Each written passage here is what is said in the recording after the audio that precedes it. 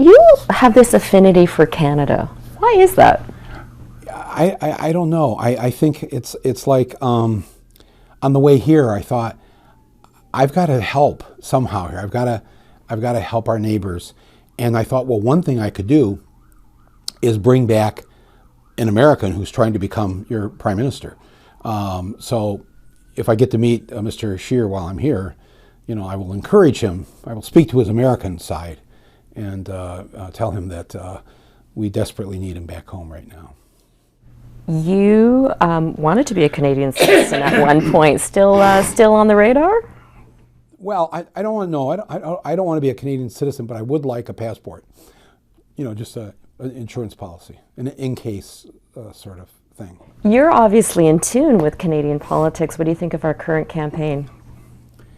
Well, it's confusing to Americans because of the four main candidates.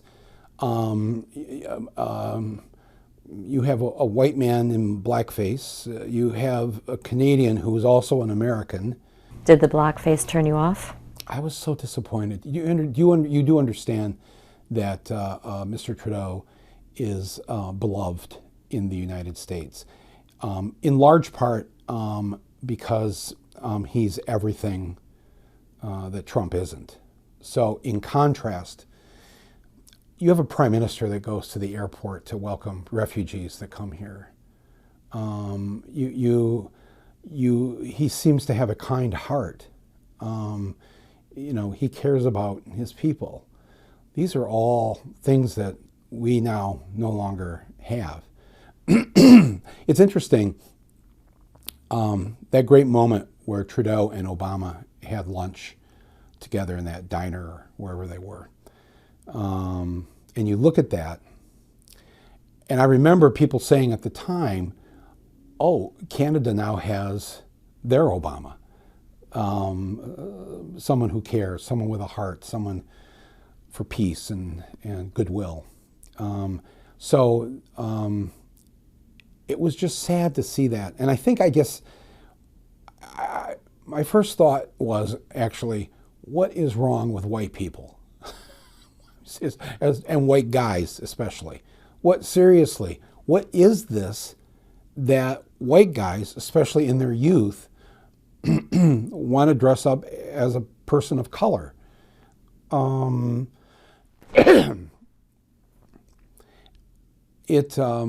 you think he should still remain as prime minister? That's up to him and to the Canadians. That's really wrong for an American to say anything about what you should do. But I'm sure he feels very bad about it. He seemed to cop to it, but you can't get a good explanation out of it, can you? You can't. You can say he was young, but I was that age, and never in 1,000 years would I have ever thought of doing something like that.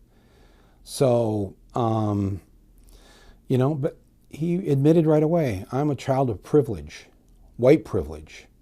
I noticed that you've become more of a political commentator, so let's talk about the impeachment inquiry.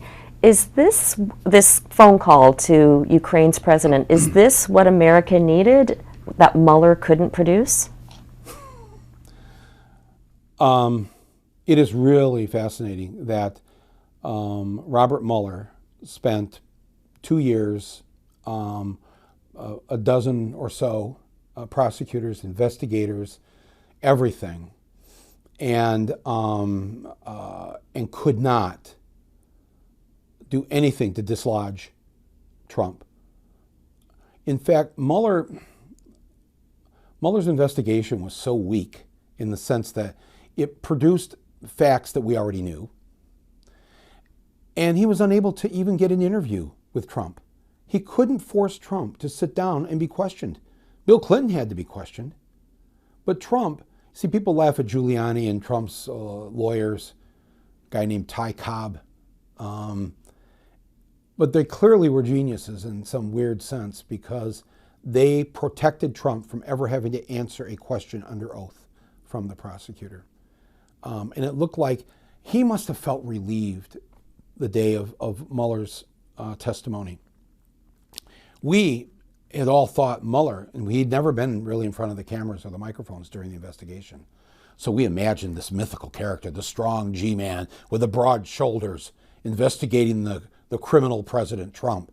And then all like the Wizard of Oz, you pull back the curtain and he's sitting at the table, and 4 or 5 times the members of Congress had to, he couldn't find the microphone that was right in front of him.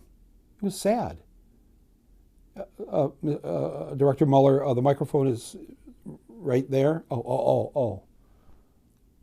He over 100 times said, I can't answer that. I don't want to get involved. I don't want to. Wow. It was shocking. And it must have been shocking to Trump. And Trump sat there and watched that. July 24th. The phone call to the president of Ukraine was July 25th. The very next day, Trump wakes up after a breakfast of KFC. He's buoyed. He's feeling strong. He beat the G-man. He beat them all. And in his arrogance, wasn't he, knowing that a dozen people were listening to the call and were witnesses, just went ahead and broke the law and invited a foreign leader to interfere with our elections. You predicted that he would win the 2016 election. How did it get to that? Well, 6 months before the election, when I tried to tell my fellow Americans that Trump was going to win, and he was going to win by winning Michigan, Wisconsin, and Pennsylvania, nobody wanted to hear that. Plus, it sounded crazy. How could this idiot win? Look at Hillary Clinton, maybe the smartest person ever to run for president, or in the top 5 at least. How could she lose? How could we lose? I said, well, because I live in Michigan. I see what's going on here. People are angry. Michigan voted for Bernie in the Michigan primary. Wisconsin voted for Bernie in the Wisconsin primary. I already saw it. People didn't want the old guard that gave the industrial Midwest the crummy life that it's living and been living for the last couple of decades. So absolutely, for sure, I knew Trump was going to pull this off only because of the anger amongst the voters. Is he going to repeat a victory in 2020? If you had asked me that question 2 weeks ago, I would have said yes. If the election were today, Trump is going to win. The Democrat next year is going to get even more of the popular vote than Hillary Clinton got, but not the Electoral College. Now, after he has so brazenly committed what I think is an act of treason, so publicly, and admitted it, I don't even know if he'll be on the ballot at this point. Who's the natural Democratic candidate to beat him? Well, I think there's 4 or 5 that could beat him, but beating Trump is not enough. Hillary beat him. Beating him isn't what we have to do. You have to crush him. The question asked is, who is the person who absolutely would crush him today, without a doubt? And I don't know if it's any of the 19 that are running. I mean, there's a couple that I, obviously, if you know my politics, that I like a lot, Bernie and Elizabeth Warren. And Biden could beat him, and maybe even Buttigieg could beat him. Kamala Harris could beat him. But beating him isn't enough to win the Electoral College. So in order to absolutely crush Trump, like if you want to absolutely make sure that Trump is going to lose, I'd be running a beloved American. And in my mind, that person is Michelle Obama. If everybody, as soon as I say that to anybody, they go, "Oh yeah," and then right away they go, "Oh, she wouldn't win. She's not going back there." Yeah, but that's what she said. I saw her first appearance at the bookstore in New York back in November when her book came out. That's what she said. Not going back to 1600 Pennsylvania Avenue. But in the months since, she continued her book tour. She extended it because they had to move her into arenas. She never did a bookstore. She had to be in 15,000 seat arenas in the Midwest, in the South. She is a beloved American and would absolutely crush Trump. You've said that the candidate has to be anti-Trump. Aren't all Democrats anti-Trump? Yeah, it's not enough to be anti-Trump. You actually have to be for something. You have to show Americans a huge contrast between yourself and Donald Trump in order to win this election. if Democrats are just going to run on the negative of I'm not Trump, wow, that's pretty disappointing.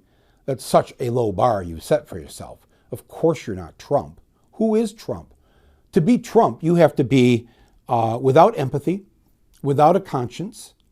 You have to be a narcissist of such a magnitude that I don't know when we've seen anybody like this.